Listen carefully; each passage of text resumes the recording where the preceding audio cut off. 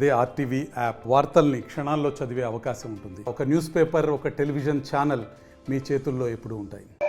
దస్తగిరికి నాకు ఎటువంటి సంబంధం లేదు. కానీ దస్తగిరి ఒక వేరే మనీ ట్రాన్సాక్షన్ విషయంలో సునీల్ యాదవ్తో కలిసి వారు చేసే పనిని వారు గొడవపడే విషయాన్ని నా దగ్గరికి పదే పదే తీసుకొచ్చేటోళ్ళు. వైఎస్ వివేకానంద రెడ్డి గారి హత్య కేసులో లావాదేవీలకు సంబంధించి వారిని చంపి డబ్బులు వస్తాయి అని చెప్పేసి వాళ్ళిద్దరి మధ్య వాగ్వాదాలు పదే పదే జరుగుతుండడంతో నేను ప్రతి ఒక్క విషయాన్ని వాళ్ళ దగ్గర ఉండి చూసుకుంటూ ఏంటిది పరిస్థితిని గ్రహించి నేను కూడా వాళ్ళ గురించి తెలుసుకోవాలని చెప్పి నేను కూడా కొంచెం వాళ్ళని స్టడీ చేశాను. నేను దస్తగిరికి ఆర్థిక పరిస్థితి అంటే అతను ఐసు బండి వ్యాపారం చేసుకొని బ్రతికేటటువంటి వ్యక్తి.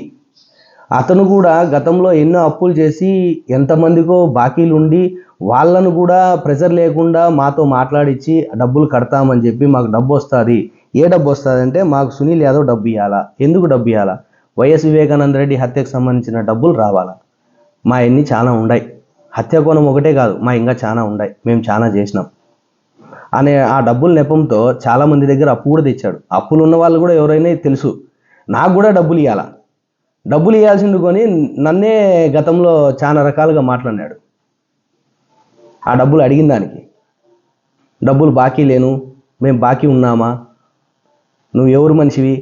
మాజీ ముఖ్యమంత్రి వర్యులు వైఎస్ రాజశేఖర రెడ్డి తమ్ముడు వైఎస్ వివేకానంద రెడ్డి గారిని అత్యంత కిరాతకంగా చంపి నేనే చంపానని పోలీసు వ్యవస్థను గబ్బు పట్టించి అండ్ సిబిఐ వారిని తప్పుద్రోవలో తీసుకుపోయి వారు ఏదో చెప్పారు, ఏదో చేస్తున్నారు, ఏదో ఇస్తున్నారని చెప్పి వారి పక్క మాట్లాడడం, ఎంతసేపు నిజాన్ని కప్పుపుచ్చి తప్పుడు సమాచారాన్ని డిపార్ట్మెంట్కు ఇచ్చి ఈరోజు ఏదో గద్దెనెక్కి కూర్చోవాలా, నేను రాజకీయాల్లో చేరుతున్నా, నేను ఆ పార్టీలో చేరుతున్నా, జై భీమ్ భారత్ పార్టీలో చేరాను, నాకు ఇంకా ఎదురు లేదు అన్నట్లు వ్యవహరించడం చాలా తప్పుదారనిది.